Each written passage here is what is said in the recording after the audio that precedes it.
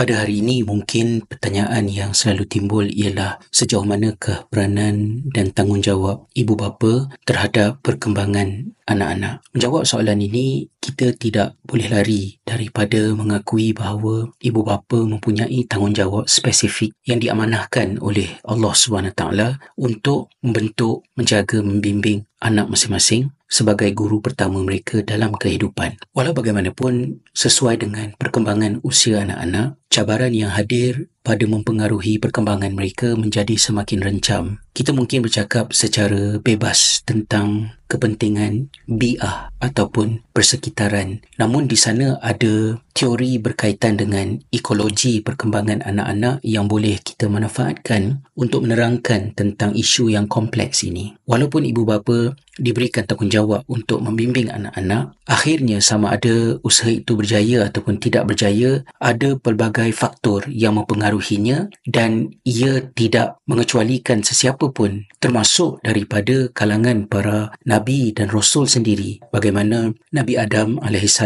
mempunyai 2 orang anak yang terlibat di dalam pembunuhan sebagai permulaan kepada musibah bencana dalam kehidupan manusia di dunia ini. Begitu juga dengan Nuh AS sebagai Rasul yang pertama, isteri dan anaknya musnah di dalam bencana banjir besar yang berlaku dalam keadaan mereka tidak beriman dengan ajaran didikan yang dibawa oleh Nuh sendiri untuk satu tempoh yang sangat panjang. Begitu juga dengan Ibrahim AS daripada sudut yang berlainan pula, seorang bapa yang tidak beriman kepada Tuhan mempunyai anak yang terpilih untuk menjadi Rasul yang begitu agung dalam sejarah manusia. Seterusnya kita dapat melihat bagaimana Luqman memainkan peranan memberikan nasihat demi nasihat kepada anak tanpa diceritakan adakah anak itu menerima atau menolak nasihat yang disampaikan. Demikian juga Nabi Ayub AS diuji dengan musibah yang melibatkan keingkaran oleh ahli keluarganya sendiri. Demikian juga kita melihat Nabi Yaqub AS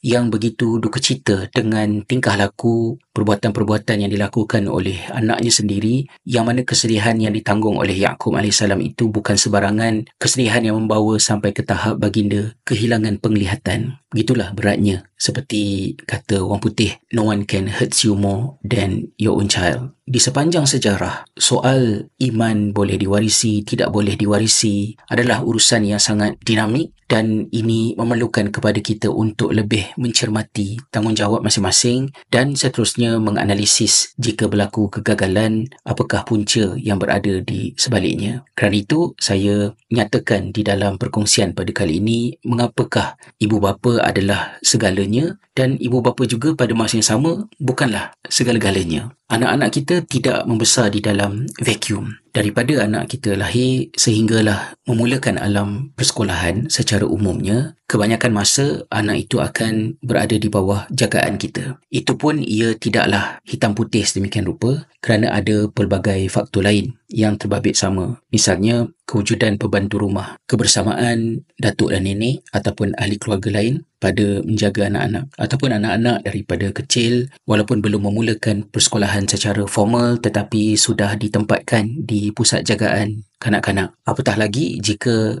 anak-anak pula pada usia yang begitu awal mula terdedah kepada televisyen, komputer dan terutamanya kepada telefon pintar, merujuk kepada konteks kita pada hari ini. Maka persekitaran di mana anak kita hidup itu menjadi semakin kompleks, dan kompleksnya pengaruh persekitaran terhadap perkembangan anak-anak ini digarap oleh seorang sarjana yang membangunkan sebuah teori yang boleh menjelaskan akan hal ini. Urie Bronfenbrenner telah membangunkan satu teori yang disebut sebagai ecological system theory pada menunjukkan lapisan demi lapisan yang wujud di sekitar anak-anak yang mempengaruhi perkembangannya. Dan teori Bronfenbrenner ini diguna pakai untuk menjelaskan pelbagai kajian yang dilakukan dari aspek pendidikan, sosiologi, psikologi dalam perkembangan seorang manusia daripada usia kecil menuju ke alam dewasa. Kitaran yang paling dekat dengan seorang anak disebut sebagai microsystem. Microsystem ini merujuk kepada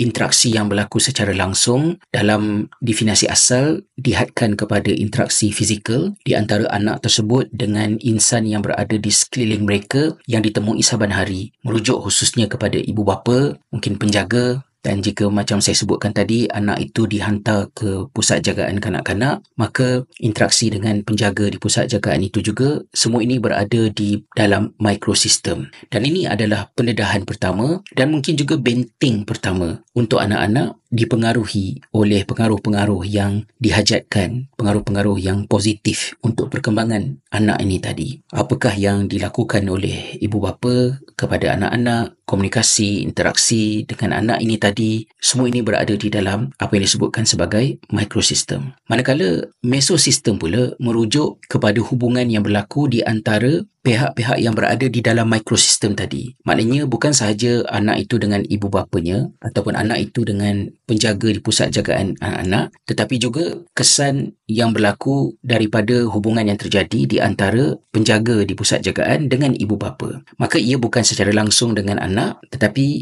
oleh pihak-pihak lain yang berada di dalam microsystem. Jika ibu bapa dengan penjaga di pusat jagaan mempunyai hubungan yang baik, saling bekerjasama, menyelaraskan di antara apa yang mereka rancang dan apa yang mereka lakukan terhadap penjagaan seorang anak ini tadi, maka pengaruh daripada interaksi tersebut akan menjadi baik ke atas anak. Seandainya berlaku krisis di antara komunikasi ibu bapa dengan pihak penjaga tadi dan juga mungkin guru di sekolah juga, macam-macamlah kesan yang boleh timbul kepada anak-anak. Sebab itu kita selalu sebutkan bahawa jika ibu bapa bergaduh dengan cikgu, tidak ada pihak yang menang di dalam isu ini kerana implikasi akhirnya akan menjadi negatif ke atas anak ini tadi, dan tidak wajar hal tersebut berlaku kerana jika berbalik kepada tujuan asal, kedua-dua pihak mahukan perkara yang sama, iaitu kebaikan untuk si anak tadi. Seterusnya, ekosistem pula merujuk kepada perkara-perkara yang tidak wujud secara langsung untuk menyusun atur anak ini tadi, tetapi dia mempengaruhi individu-individu yang berada di dalam microsystem tadi. Contohnya, keputusan-keputusan hasil mesyuarat yang timbul di tempat kerja ibu bapa. Ibu bapa berada di dalam microsystem, berhubung secara langsung dengan anak-anak. Tapi semasa ibu bapa di tempat kerja, hal-hal yang berkaitan dengan pekerjaan ibu bapa tadi, misalnya majikan memberikan tugasan yang mencuri masa ibu bapa dengan anak-anak, ketegangan disebabkan oleh konflik yang berlaku di tempat kerja, perubahan dasar yang menyebabkan mungkin allowance tertentu yang diberikan kepada ibu bapa mengalami perubahan. Hal-hal ini berada di dalam apa yang disebutkan sebagai ekosistem. Majikan yang lebih bertanggungjawab akan mempertimbangkan, jika inilah polisi yang saya lakukan untuk memberikan tugasan tertentu, nak hantar seorang kaki tangan outstation, mengambil masa yang lebih daripada yang sepatutnya, memberikan tugasan yang asalnya tidak ada di dalam portfolio kerja. Apakah implikasi perkara-perkara tersebut ke atas kualiti hubungan, peranan, tanggungjawab yang ibu bapa ini mainkan kepada anak-anak mereka daripada kalangan kaki tangannya? Majikan yang baik akan berfikir dan mengambil kira tentang hal ini. Manakala makrosistem pula merujuk kepada perkara-perkara yang berada di dalam sebuah komuniti, sama ada komuniti itu di sebuah kampung, kejiranan, daerah maupun negeri dan negara, maka polisi, dasar yang berkaitan dengan keselamatan kanak-kanak, hak mereka, pendidikan, kesemua perkara ini termasuk di dalam apa yang disebutkan sebagai makrosistem. Demikian juga hal-hal yang bersangkutan dengan budaya, contohnya kepercayaan masyarakat. Kejayaan seorang anak ialah pada kejayaannya daripada sudut akademik, manakala kejayaan yang lain jika anak itu berbakat dari segi ekspresi seninya, ia tidak dilihat sebagai kejayaan yang hakiki, melainkan jika berjaya secara akademik, mendapat keputusan perpisahan tertentu, dapat bersekolah di sekolah tertentu, dapat belajar dalam bidang tertentu, berhasil menjadi seorang profesional dalam bidang tertentu, maka barulah dianggap berjaya. Faktor-faktor itu berada di dalam apa yang disebutkan sebagai makrosistem. Daripada kerangka awal teori ekologikal oleh Bronfenbrenner ini tidak melibatkan tentang soal perjalanan masa, ia telah ditambah baik dan diperkenalkan satu lagi lapisan yang disebut sebagai kronosistem. Dan kronosistem ini merujuk kepada sistem-sistem yang bertahap tadi mengalami perubahan daripada semasa ke semasa bersamaan dengan perjalanan usia anak ini tadi dan juga perubahan zaman daripada satu keadaan ke satu keadaan. Pengaruh mikrosistem ke atas seorang kanak-kanak pada usia tertentu berbeza daripada pengaruh mikrosistem itu ketika anak itu sudah di peringkat usia remaja contohnya. Kemudian di zaman tertentu, hubungan yang ditakrifkan di dalam sistem-sistem ini tadi mungkin dihadkan kepada komunikasi secara fizikal, secara berdepan, tetapi pada zaman ini, sistem ini telah disemak semula dan diperkenalkan satu versi yang baru untuk menjelaskan tentang kerencaman sistem-sistem ini di era teknologi maklumat dengan adanya internet pada hari ini. Yang mana di peringkat mikrosistem, ia bukan lagi terhad kepada interaksi seorang anak itu dengan ibu bapanya, tetapi apabila anak mendapat akses kepada telefon pintar dan melihat dunia yang luas walaupun berada di rumahnya, maka faktor mikrosistem ini bertukar secara substansial.